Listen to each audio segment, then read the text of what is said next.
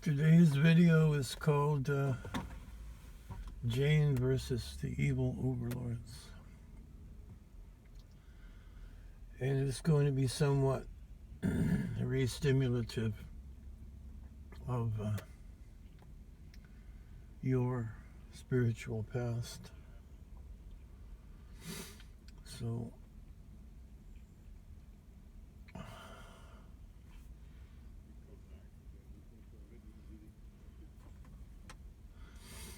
I thought I would take a picture of the river while I speak. This is a river called the Fraser River in British Columbia, Canada, and I am about 15 feet above sea level. And this river flows from your left to your right. It's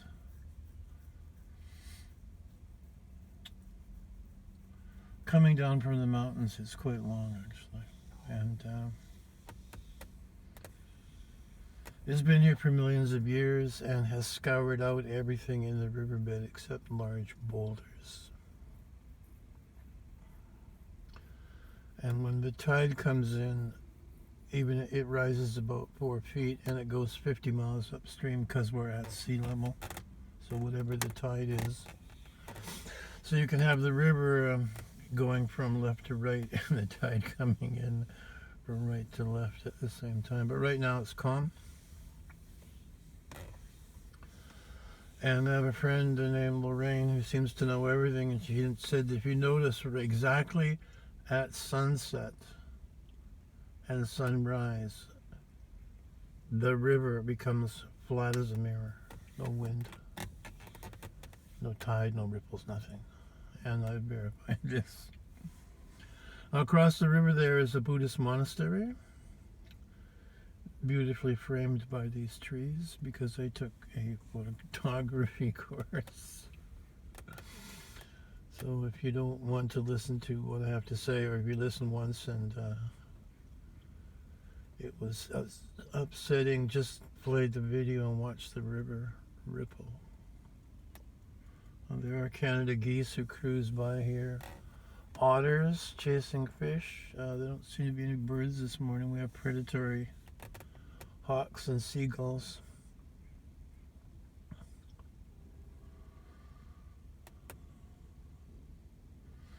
Anyway, I've been chasing esoteric studies for 50 years, and I've come across things. Unfortunately, I remember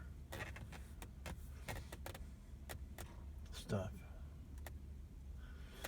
I once looked in a book, and they were talking about what's known in India, the ancient spiritual knowledge,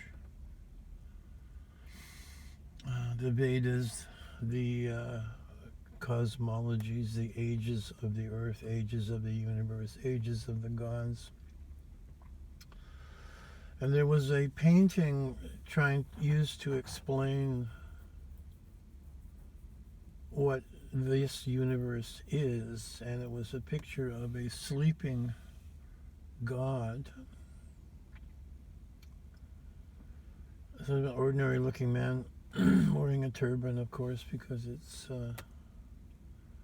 East Indian. And out of his navel there was a bubble like they put in comic books for the words. And he was dreaming this universe.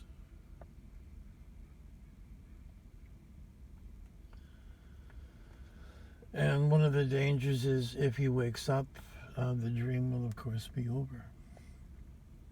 And we are living in that dream. But we're not living the dream. Well, that was probably 40 years ago I saw that.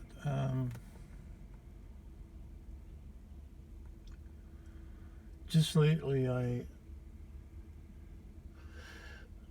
learned something that I knew, but it wasn't at the forefront of things that I use for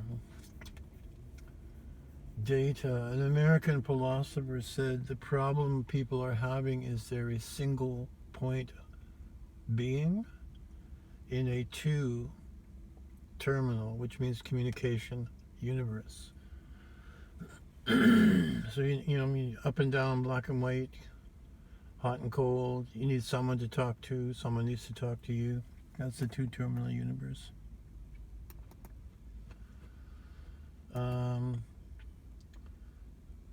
So you have formerly a single one-pointed being who was very happy sitting in this serenity of being this kind of godlike, all-seeing, all-knowing, all-powerful. In a universe with such temptations that he finds himself alone. I want to talk to somebody. I want to do something.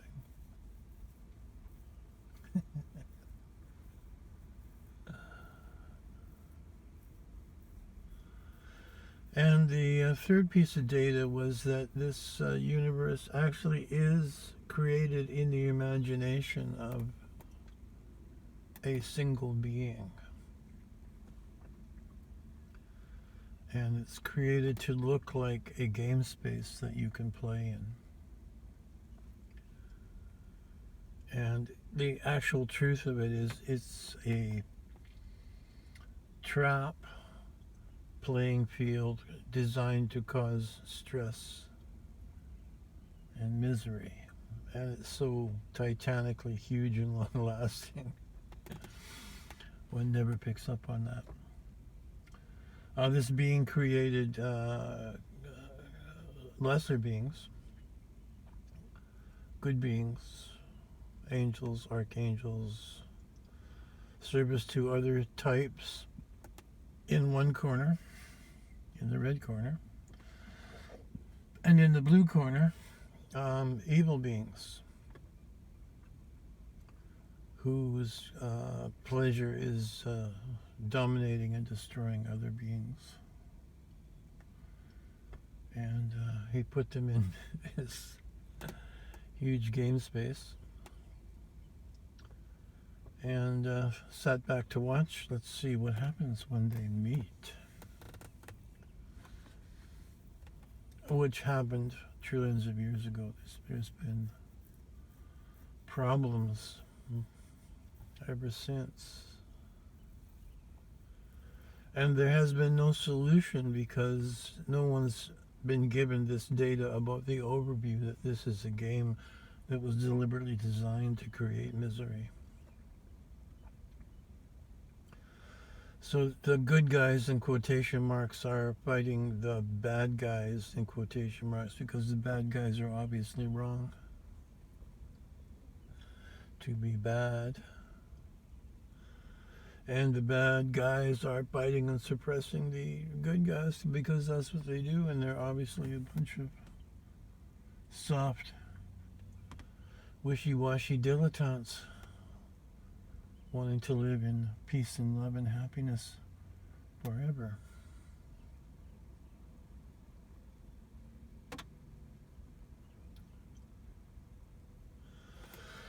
So locally we have underneath the person who created this universe are large beings that he created to babysit the gameplay.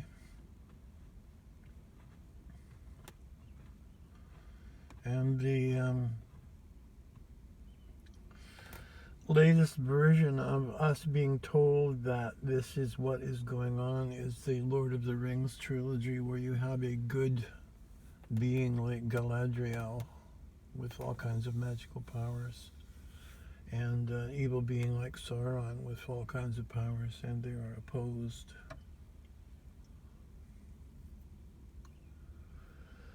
And why that is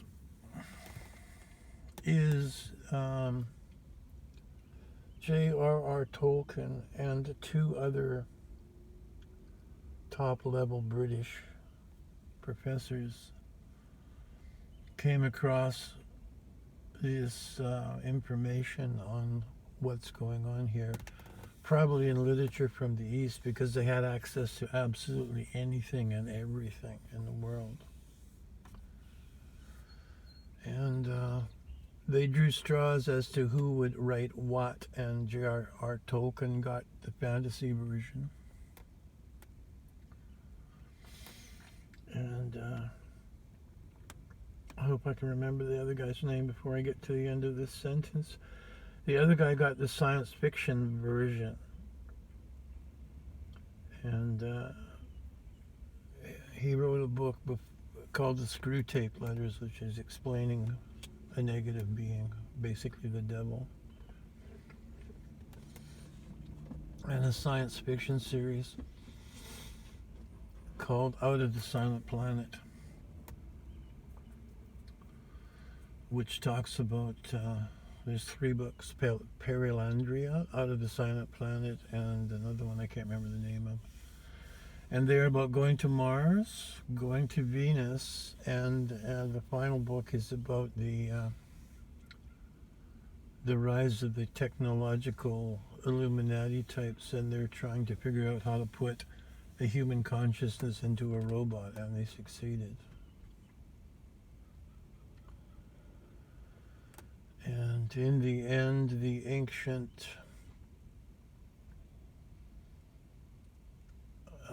esoteric school that guards the British Isles from evil came out of nowhere to stop this.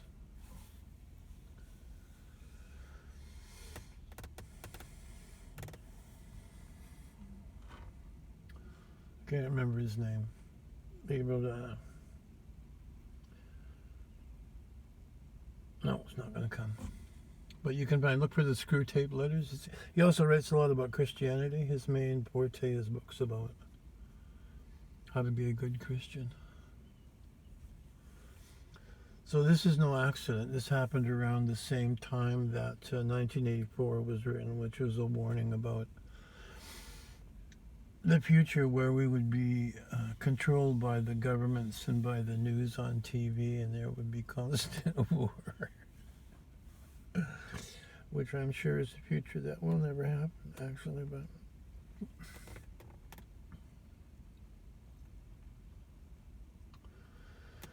So I thought I would put this together. The current situation with the war is concocted. Putin's wearing the New World Order special colored tie so that those guys know that he's not telling the truth. He's probably being paid to do this, actually. This war is to keep mankind's attention off the fact that there's about to be a spiritual revolution against the evil overlords that I spoke about in the beginning of the video, circling back as Jen has taught us to do.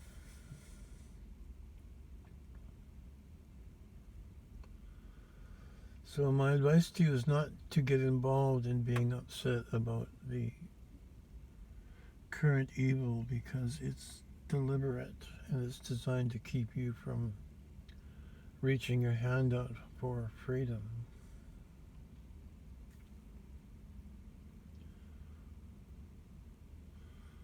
Getting out of this game is a whole other matter, which would take a fair amount of work and attention after you die as to where you're going. Around this game there are 12 other universes in the same bubble, at least, or sorry, there are many bubbles around us, and some of them contain 12 other game universes, some of them contain 24. And besides that grouping, there are other groupings that contain universes in bubbles that have 12 universes or 24 universes. And this is has been going on for 105 to the 33rd power in years, which is 105 with 33 zeros behind it, and no one but the children have a name for that, and it's gazillions of years.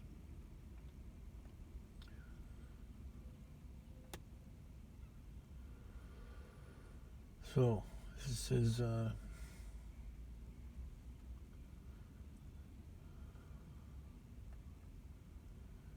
quick cleave of the axe to make kindling out of a piece of wood and slice down to the truth at the bottom. From the creator being or demiurge. And this is not God as the local people speak about God. The demiurge creates a game within the even larger concept that God made above that. So from the demiurge all the way down to your crazy teacher, there's the lineup.